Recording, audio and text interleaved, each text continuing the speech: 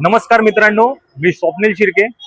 मित्रांनो, आता मी अष्टविनायक इमारतीसमोर म्हणजे चिंचपोकळी विभागामध्ये आहे आणि या विभागामध्ये जो हा रस्ता आहे तो दत्ताराम लाड मार्ग हा मार्ग आहे आणि या मार्गावरती सध्याच्या इकडच्या रहिवाशांनी आणि नागरिकांनी एक ठोस मागणी केलेली आहे महानगरपालिकेकडे की इथे या दत्ताराम लाड मार्गावरती गतिरोधक लावण्याबाबत।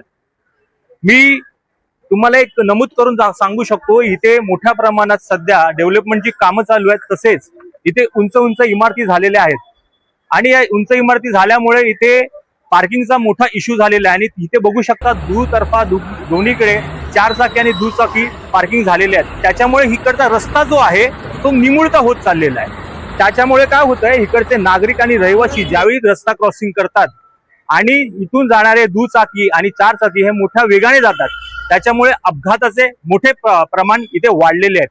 आताच घडलेल्या प्रकरणामध्ये एका महिलेला मोठी दुखापत होऊन ती आता सध्या हॉस्पिटलमध्ये ऍडमिट आहे।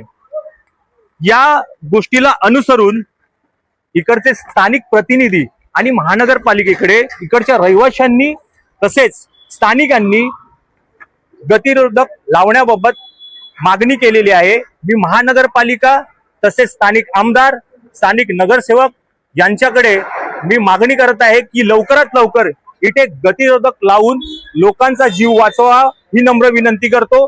धन्यवाद।